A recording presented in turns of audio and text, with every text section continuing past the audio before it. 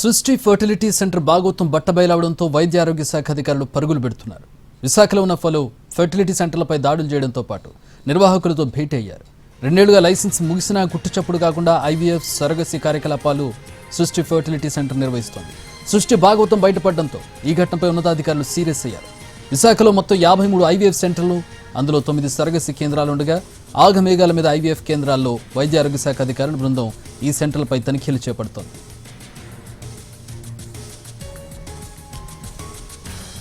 విశాఖలో ఫర్టిలిటీ సెంటర్లలో అధికారుల తనిఖీలకు సంబంధించి పూర్తి వివరాలు మా ప్రతినిధి చిరంజీవి అందిస్తారు. సృష్టి ఫెర్టిలిటీ సెంటర్లో సరోగసి అదేవిధంగా ఐవీఎఫ్ పేరుతో భారీగా అక్రమాలన్నీ కూడా వెలుగు చూస్తున్నాయి. ప్రధానంగా ఈ ఘటన వెలుగు చూడడంతో ఒకసారిగా వైద్య ఆరోగ్య శాఖ ఆ వర్గాల్లో కూడా గుబులు పుట్టుకుంది. ఎందుకంటే లైసెన్స్ ముగిసిన తర్వాత కూడా 2 ఏళ్లు గుట్టుచప్పుడు కాకుండా భారీగా ఇక్కడ కార్యకలాపాలు నిర్వహిస్తున్నట్లు కూడా ఆరోపణలు వచ్చాయి. ఈ నేపథ్యంలోనే ప్రస్తుతం దీని మీద హాట్ టాపిక్ గా మారడంతో ఇప్పటికే నగరంలో ఉన్నటువంటి పలు ఐవీఎఫ్ సెంటర్లు, సరోగసి కేంద్రాల్లో కూడా తనిఖీలు చేపడుతున్నారు. ప్రస్తుతం సృష్టి ఫెర్టిలిటీ సెంటర్ కొత్త బిల్డింగ్ వద్ద ఉన్నాం.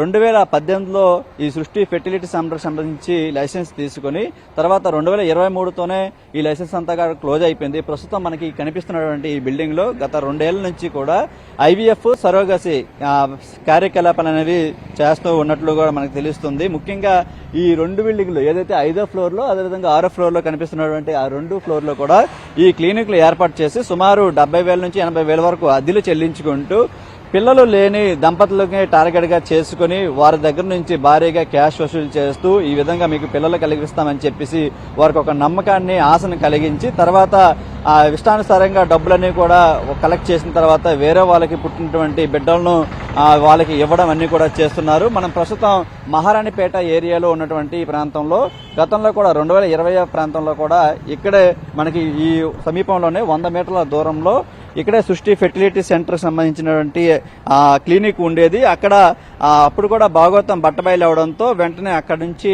మకాం మార్చి వేరే ప్రాంతాలకు వెళ్ళిపోయిన తర్వాత ఇక్కడ కళ్యాణి అనే మేనేజర్, ఇక్కడ పనిచేస్తున్నటువంటి నర్సు, ఒక స్టాఫ్ నర్సు, ఆమె పేరు మీద మళ్ళీ కొత్తగా బ్రాంచ్ ఓపెన్ చేసి కార్యకలాపాలు నిర్వహిస్తున్నారు. అంటే యాక్చువల్ గా ఇలాంటివి ఏర్పాటు చేసినప్పుడు జనరల్ గా తనిఖీలు చేయాలి.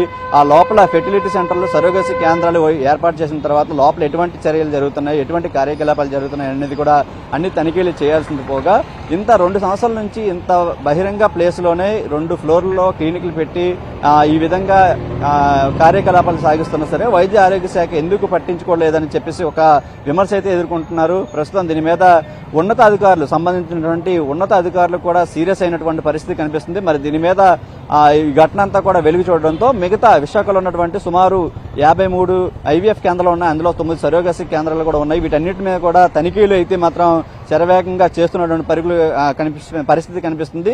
మరి నిన్నటి నుంచి కూడా ఉరుకులు పరుగులు పెడుతూ అన్ని కేంద్రాలకు సంబంధించినటువంటి నిర్వాహకులతో భేటీ కూడా ఏర్పాటు చేశారు. మరి ఇప్పుడు చేతులు కాలేక ఆకులు పట్టుకోవడం అనేది ఏదైతే ఉందో అలాంటి సిచ్యువేషనే.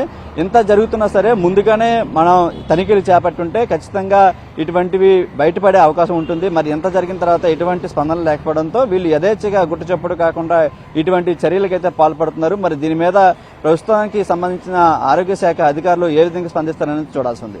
కెమెరామెన్ శ్రీధర్తో చిరంజీవి ఎన్టీవీ విశాఖ నుంచి.